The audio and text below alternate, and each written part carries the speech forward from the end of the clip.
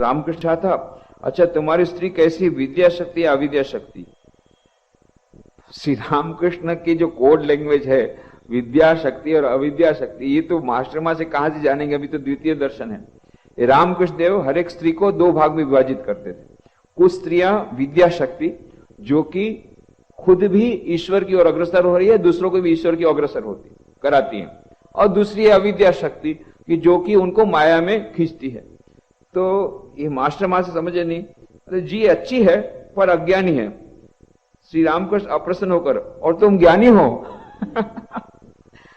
Master Mishra बेचारे चुप रह गए। उनको ये था अज्ञानी, मतलब उनको ये था कि उनकी पत्नी तो पढ़ी लिखी नहीं थी और खुद तो एमए थे, डबल एमए थे, तो पढ़े लिखे थे। आजकल तो हम लोग यही कहते हैं ना, भाई कौन है, you are educated? Yes I am highly educated, I have got degree, I am graduate, post graduate, I have got so much degree. तो हम समझते हैं कि हम तो ज्ञानी है भाई, पोस्ट ग्रेजुएट है, और ये अज्ञानी, पढ़ी लिखी कुछ नहीं है, अपना नाम भी नहीं लिख सकती, तो क्या है, तो अज्ञानी है।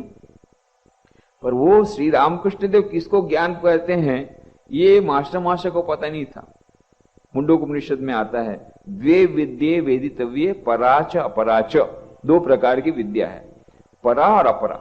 अपरा विद्या में सब कुछ आ गया, physics, chemistry, mathematics, geography, history, ज्योतिष शास्त्र, एस्ट्रोलॉजी, एस्ट्रोनॉमी, जितने सब्जेक्ट हैं ये सब अपरा विद्या। इतना ही नहीं, वेद का ज्ञान, उपनिषदों का ज्ञान, ये भी अपरा विद्या, ये भी अपरा विद्या। तो पराविद्या क्या? पराविद्या है उस पर को जानना, जो रियलिटी, जो परम सत्य इस स्थल कार्य कारण से परे है, मतलब वो ईश्वर, वो परमात्मा, उसके बारे में जिसको ज्ञान हुआ, परमात्मा का ज्ञान जिसको हुआ, परमात्मा के दर्शन हुए, परमात्मा का साक्षात्कार हुआ, आत्मा का साक्षात्कार हुआ, यह है पराविद्या। तो परा और अपरा विद्या की बात कही है। तो श्री रामकृष्ण देव ज्ञानी से अर्थ लगाते थे, जिसको परा विद्या का ज्ञान है उसी को वो ज्ञानी कहते थे, बाकी उनकी नजर में सभी अज्ञानी है। तो ये कोड लैंग्वेज इनको तो पता नहीं है, इनको तो लगा कि भाई जिसके पास डिग्री है वो ज्ञानी है और जिसके पास डिग्री नहीं है वो अज्ञानी है। तो उन्होंने कहा पत्नी है तो अच्छी है परंतु अज्ञानी है। और रामकृष्ण, अच्छा तुम ज्ञानी हो? मास्टर नहीं जानते ज्ञान किसे कहते हैं और अज्ञान किसे। अभी तो उनकी धारणा यही है कि कोई लिख पढ़ ले तो मानो ज्ञानी हो गया। उनका यह भ्रम दूर तब हुआ जब उन्होंने सुना कि ईश्वर को जान लेना ज्ञान है और न जानना अज्ञान। श्री रामकृष्ण की इस बात से कि तुम ज्ञानी हो, मास्टर के अहंकार पर फिर धक्का लगा। ये देखो, द्वितीय दर्शन से ये ऑपरेशन शुरू कर दिया। रामकृष्ण देव का ये ज्यादा वेट नहीं करते हैं, जो अपने आदमी हैं ऑपरेशन शुरू कर देते हैं, एकदम अहंकार को चीरना शुरू किया। ये दूसरी बार उनको धक्का लगा।